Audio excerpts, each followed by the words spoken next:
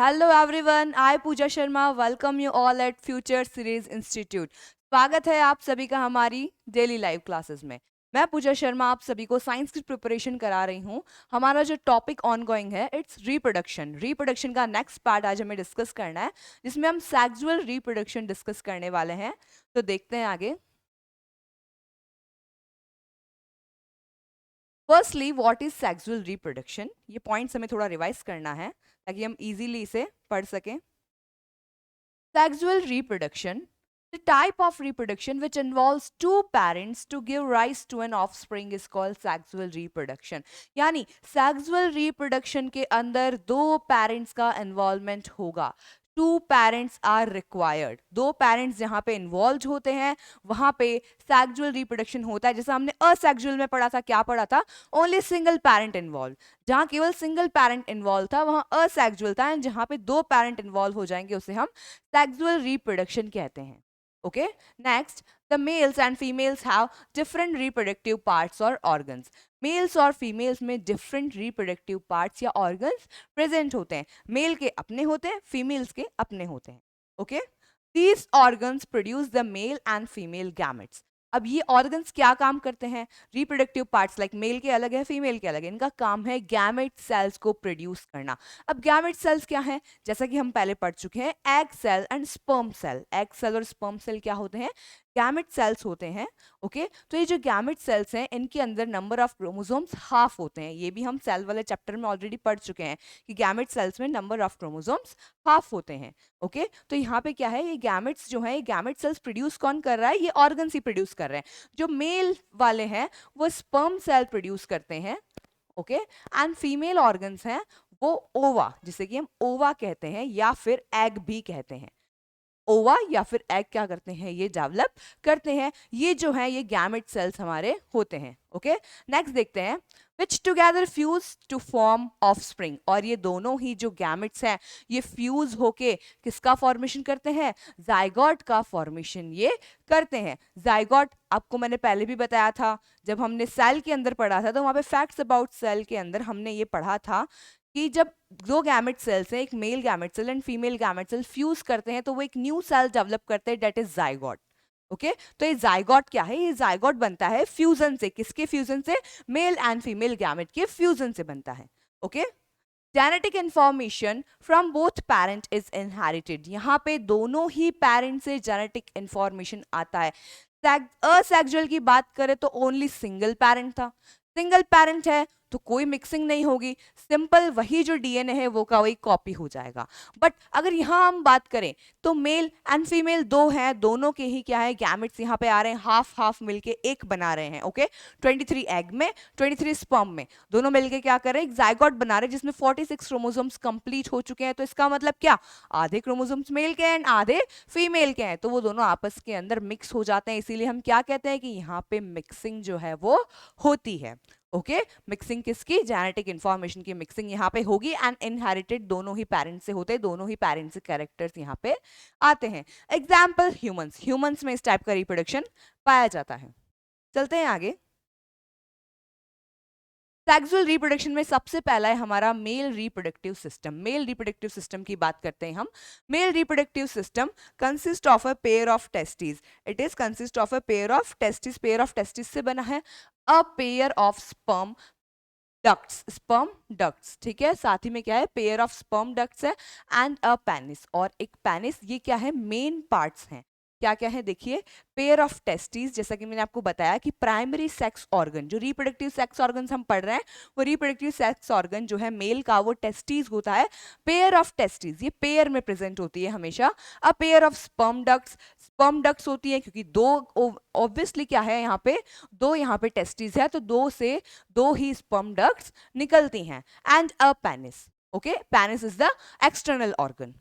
Testis are located outside the male body. अब जो testis है ये मेल बॉडी से बाहर प्रेजेंट होती है। ऐसा क्यों होता है वैसे? क्योंकि जब स्पर्म्स स्पर्म्स हमें पता है टेस्टिस के अंदर ही प्रोड्यूस होते हैं, तो स्पर्म्स को बनने के लिए जो टेम्परेचर चाहिए वो बॉडी टेम्परेचर से 2 से 3 डिग्री कम होना चाहिए।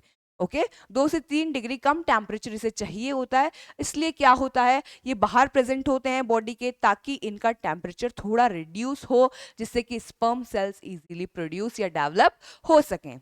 Okay sperms are produced in testis, और जो स्पर्म है ये टेस्टिस में प्रोड्यूस होते हैं। Sperms are the male gametes, और स्पर्म्स ही क्या है मेल गैमेट्स होते हैं। ओके यहाँ देखिए आपको यहाँ पे स्ट्रक्चर नजर आ रहा है इसका, यहाँ पे आपको पेयर ऑफ टेस्टिस नजर आ रहा है, ये पहला और ये दूसरा, ठीक है 2 टेस्टिस हैं, इनसे निकलने वाली 2 ही स्पर्म डक्ट्स हैं। ओके 2 स्पर्म डक्ट्स हैं एंड दिस इज पेनिस, ये क्या है एक्सटर्नल ऑर्गन है। इसके अलावा बहुत सारे ऑर्गन्स भी आपको नजर, जैसे कुछ ग्लैंड्स है, सेमिनल वेसाइकल है आपके पास में, ठीक है बल्बो यूरेथ्रल ग्लैंड है, प्रोस्टेट ग्लैंड है, ये सारी क्या है ये सारी ग्लैंड्स होती हैं।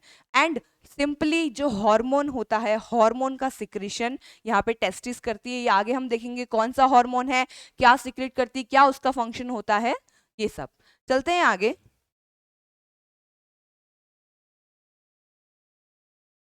Now, testosterone. Testosterone is the primary male sex hormone. Testosterone क्या है primary male sex hormone है। Sex hormones क्या होते हैं? Sex hormones होते हैं जो humans के अंदर reproductive system को क्या करते हैं कंट्रोल या रेगुलेट करने का काम करते हैं। ओके तो ये क्या है hormone, hormone is simply a fluid, एक फ्लूइड है जो क्या करेगा रेगुलेट करेगा पूरे रिप्रोडक्टिव सिस्टम को, ठीक है। तो ये हार्मोन जब मेल में है तो इसे प्राइमरी मेल सेक्स हार्मोन कहते हैं, produced by the testis, testis इसे बनाती, जैसा मैंने अभी आपको पहले कहा था टेस्टिस ही क्या करती है इस हार्मोन को बनाने का काम करती हैं। Testosterone is responsible for the development of sex organs, और ये टेस्टोस्टेरोन का फंक्शन क्या है, पहला function development of sex organs, यानी कि एक चाइल्ड जो है उस चाइल्ड से ही ये हार्मोन एक्टिव रहता है, ठीक है। ये क्या करता है जो ऑर्गन्स हैं रिप्रोडक्टिव ऑर्गन्स है मेल के, उन्हें डेवलप करने में हेल्प करता है। प्रोडक्शन ऑफ स्पर्म्स, स्पर्म्स का प्रोडक्शन भी यही रेगुलेट करता है कि स्पर्म्स का प्रोडक्शन कितने अमाउंट में होना चाहिए, कब होना चाहिए, ये सारा रेगुलेशन भी इसी हार्मोन का है। And also the development of secondary sexual characteristics, और साथ ही में सेकेंडरी सेक्सुअल कैरेक्टरिस्टिक्स क्या होती हैं, लाइक आपने देखा है मेल्स के अंदर जो मसल्स होते हैं वो ज़्यादा स्ट्रांग होते हैं, ओके उनके फेस पे क्या होती है बियर्ड होती है, उनके फेशियल हेयर्स जो है वो मेच्योर होते हैं काफ़ी ज़्यादा। तो ये सारे कैरेक्टर्स क्या होते हैं सेकेंडरी सेक्सुअल कैरेक्टर्स होते हैं, ये सारे कैरेक्टर शो कराना भी किसका काम है, इस टेस्टोस्टेरोन का काम ही होता है। ओके तो मेल्स के अंदर जो ये कैरेक्टर्स पाए जाते हैं जो मेल को फीमेल से अलग कर रहे हैं उसके लिए रिस्पॉन्सिबल जो है ये टेस्टोस्टेरोन हार्मोन ही होता है। ओके चलते हैं आगे। स्पर्म्स, व्हाट आर स्पर्म्स, देखते हैं स्पर्म्स क्या है। जैसा कि हम पढ़ चुके हैं ये मेल गैमेट होते हैं, फिर भी इसे डिटेल में देखते हैं थोड़ा। Sperms are the male gamete produced by testis in humans. Sperms क्या है मेल गैमेट्स हैं किसके, ह्यूमंस में पाए जाने वाले, ह्यूमंस में पाए जाने वाले मेल गैमेट को स्पर्म कहते हैं। इसे प्रोड्यूस कौन करता है, टेस्टिस इसे प्रोड्यूस करती हैं।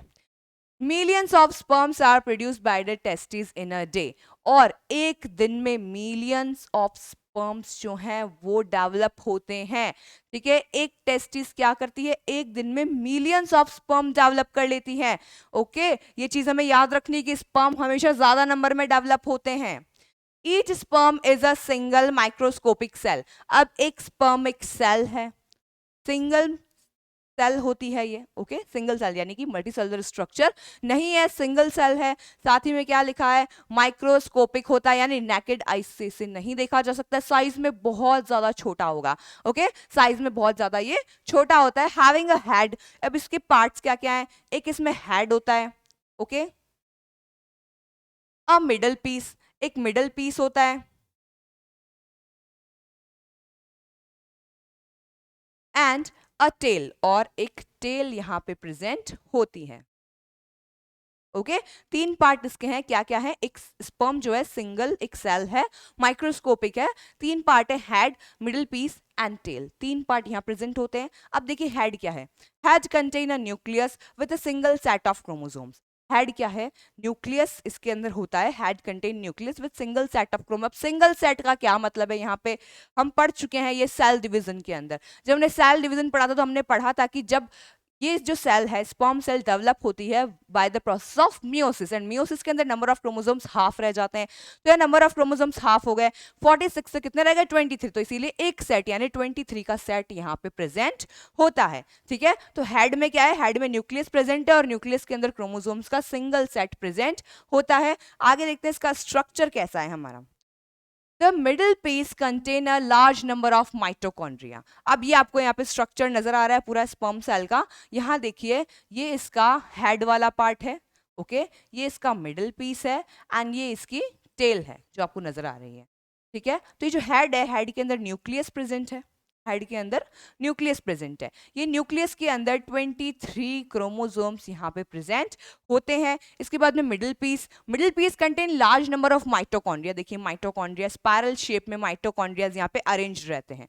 ठीक है, that provide energy during active movement. अब हमें पता है कि स्पर्म सेल्स मोटाइल होते हैं, मूवमेंट कर सकते हैं, मोटाइल होते हैं।